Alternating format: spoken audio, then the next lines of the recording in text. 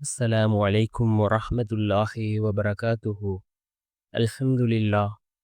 الحمد لله الذي نحمده ونستعينه ونستغفره ونؤمن به ونتوكل عليه أما بعد. அன்பிற்குரிய அல்லாஹ்வின் நல்லடியார்களே, அன்பு சகோதரர்களே, நாம் தொடர்ச்சியாக பார்த்து வரக்கூடிய துஆக்களினுடைய திக்ருகளினுடைய தொகுப்பில் இன்று நாம் பார்க்க இருக்கின்ற விடயம் என்னவென்றால், லுஹாவுடைய நேரம்.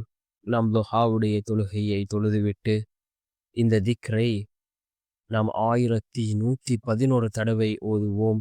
இந்த திக்ரை ஓதுவதன் மூலமாக நாம் நினைக்காத புறத்திலிருந்து அல்லாஹ் அவனுடைய ரஹ்மத்தை நம்மிடம் கொண்டு வந்து சேர்க்கின்றான். அதே போன்று நம்முடைய வீட்டிலும் சரி, தொழிலிலும் சரி, அல்லாஹ் பரக்கத்தை ஏற்படுத்தி தருகின்றான். அப்படிப்பட்ட மிகச்சிறந்த ஒரு திக்ரை தான் நாம் இன்றைய வீடியோவில் பார்க்க இருக்கின்றோம். அன்பார்ந்தவர்களே, அல்லாஹ்வின் நல்லடியார்களே, லுஹாவுடைய நேரம், அதே போன்று லுஹாவுடைய தொழுகை, இது மிக முக்கியமான ஒன்றாக இருந்து கொண்டிருக்கின்றது. லுஹாவுடைய நேரம் எப்பொழுது ஆரம்பமாகின்றது என்றால், சூரியன் உதயமானதிலிருந்து ஒரு அரை மணித்தியாலம் கழித்ததிலிருந்து லுஹருடைய அதானுக்கு இடைப்பட்ட நேரம் இந்த லுஹாவுடைய நேரமாக இருந்து கொண்டிருக்கின்றது. நாம் லுஹாவுடைய தொழுகையை தொழக்கூடிய மிகவும் சிறந்த நேரம், அதாவது லுஹருடைய அதான் கூறுவதற்கு ஒரு மணித்தியாலத்திற்கு முன் நாம் லுஹாவுடைய தொழுகையை தொழுவது மிகவும் சிறந்ததாக இருந்து கொண்டிருக்கின்றது. அந்த நேரத்தில் நாம் இந்த லுஹாவுடைய தொழுகையை தொழுதுவிட்டு இந்த திக்ரை ஓதுவோம். யார் லுஹாவுடைய தொழுகையை வளமையாக தொழுது வருகிறார்களோ அவர்களுக்கு ஒரு போதும் வறுமை ஏற்படாது என்று கூறினார்கள் அருமை நாயகம் ஸல்லல்லாஹு அலைஹி வஸல்லம் அவர்கள்.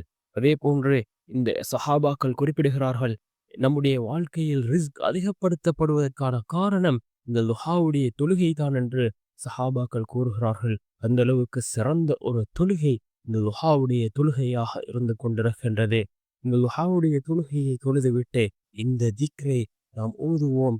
என்ன திக்ர் என்றால், அல் முக்னி யா அல்லாஹ், அல் முக்னி யா அல்லாஹ் என்று வரக்கூடிய இந்த திக்ர் மிகவும் சிறந்த ஒரு திக்ராக இருந்து கொண்டிருக்கின்றது. இந்த திக்ரை நாம் ஓதி அல்லாஹ்விடம் பிரார்த்தனை செய்வோம். இந்த திக்ரின் மூலமாக அல்லாஹ் ஜல்ல சுப்ஹானஹு வ தஆலா நம்முடைய வாழ்க்கையில் அல்லாஹ்வினுடைய ரஹ்மத்தை நமக்கு வழங்குவான். அதே போன்று நம்முடைய எல்லா நிலைமைகளையும் அல்லாஹ் சீராக்கி தருவான்.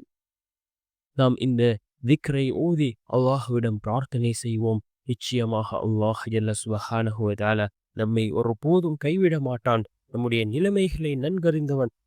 நமக்கு அவன் நிச்சயமாக உதவி செய்வான். வல்ல நாயன் நம் அனைவரின் பாவங்களையும் மன்னித்து உயர்ந்த ஜன்னத்துல் ஃபிர்தௌஸ் என்ற சுவனத்தில் நம் அனைவரையும் ஒன்று சேர்ப்பானாக. ஆமீன்.